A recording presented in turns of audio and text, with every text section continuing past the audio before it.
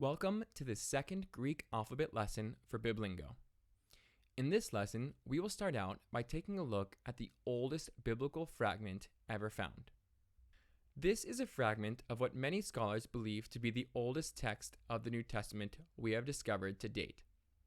It is slightly larger than a credit card in size, and it contains parts of John 18 on the front and back. Although debated, it dates roughly to the early to mid 2nd century AD and was found in Egypt. The fact that it was found a considerable distance from the place of writing, usually thought to be Ephesus, so close to the date of composition just a few decades earlier, attests to the almost immediate popularity of John's Gospel.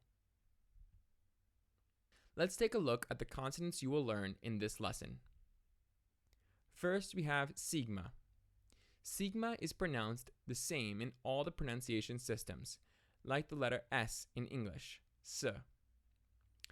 It is unique in Greek for being the only letter that has a different final letter form.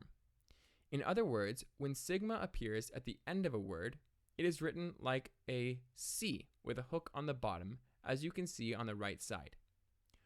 When it appears in the middle or beginning of a word, it is written like a normal sigma, which looks similar to a cursive O, except, of course, when it would be capitalized. Next, we have the letter beta. Beta is quite easy to recognize graphically because both the lowercase and uppercase look so similar to the uppercase B in English. The uppercase is actually identical. For the pronunciation, there is some slight variation between the systems. For Erasmian and early High Koine, it is pronounced just like the letter B in English, so that is easy, B. For Koine, it is pronounced either as a V or as a sound we don't have in English but is very close to V, called a bilabial fricative, W. In modern Greek, we have a V as well, so this is where we can start to see how Koine is closer to the modern pronunciation. Theta is our next letter. It is pronounced like the th sound in thanks, and not like the th sound in the, for example. It is consistent across all pronunciation systems.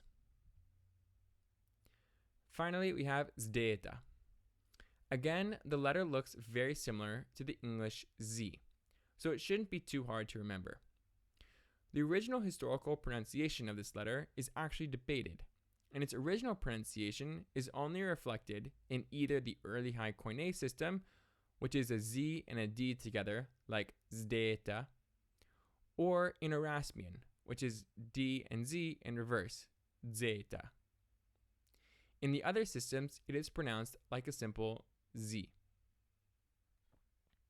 Now we'll take a look at a few more of the vowels where we will see more variation between the different systems. First, we have eta. As you can see in the chart, all four systems pronounce this vowel differently, and the variations are a bit complex. So if you really want to understand the differences, it might require some review. The transliteration has a line on top to show that the sound is longer. In Erasmian, eta is pronounced as what is called a diphthong, which is actually two vowels put together and produced as one long vowel. Diphthongs in IPA are written with a bar on top to connect the two letters. So in Erasmian, this letter sounds like A. Next, we have early High Koine. The two triangles that resemble a colon next to the letter show that the letter should be produced long. Long vowels are vowels that are held for a longer period of time, but they aren't pronounced any differently. This is different than how we talk about long vowels in English, where we actually change the quality of the sound. So in English, we say a short E is E, but a long E is E. Here, long means we just hold the sound for longer, but the sound itself is the same. In early High Koine, eta is just the long version of epsilon. So, whereas epsilon is pronounced E, eta is pronounced E. In Koine, the sound is slightly different. It is somewhere between the early high Koine sound and Erasmian, like e. Finally, we have modern, where the sound is identical to both y and iota, like e. Our final single vowel is omega. It is pronounced as a simple O in all the pronunciation systems, except for early high Koine, where it is pronounced long. This means that in Koine and modern, Omicron and omega are pronounced in the exact same way. In early high Koine, omega is the long counterpart of Omicron, so the latter is a short O and the former is longer, like O. This is exactly parallel to epsilon and eta. Finally, Erasmian distinguishes the quality of the omega from the Omicron, rather than the length, so omega is O and Omicron is A. Now you have learned all the single vowel letters in Greek. Great job. Greek, however, often combines vowel letters to create new sounds. One of the ways it does this is with what is called an iota subscript, which is a small iota written below the vowel. This used to be pronounced as an iota right after the letter that closed the syllable, but in all the systems, the pronunciation is just the same as the regular vowel. The only exception to this is in early high Koine, where the alpha is pronounced long. To transliterate this, we have written an I with a bar on it, just like the long vowels. The next iota subscript letter is eta. Its pronunciation is identical to a regular eta in all the systems. The last letter that occurs with an iota subscript is omega.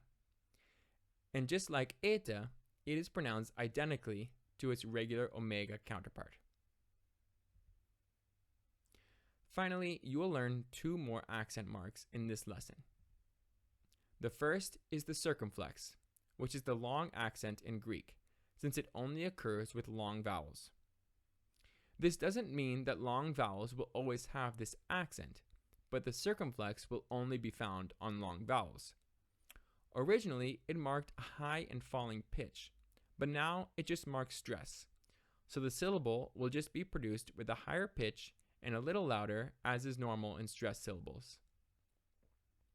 Next, we have the rough breathing mark, which is identical to the smooth breathing mark, except it faces towards the word rather than away. It is pronounced just like an H sound in English, and the transliteration reflects this, as can be seen in the word hieru. Here's a summary of the letters and accent marks you learned in this lesson. You now know about half the letters and are well on your way to reading Greek.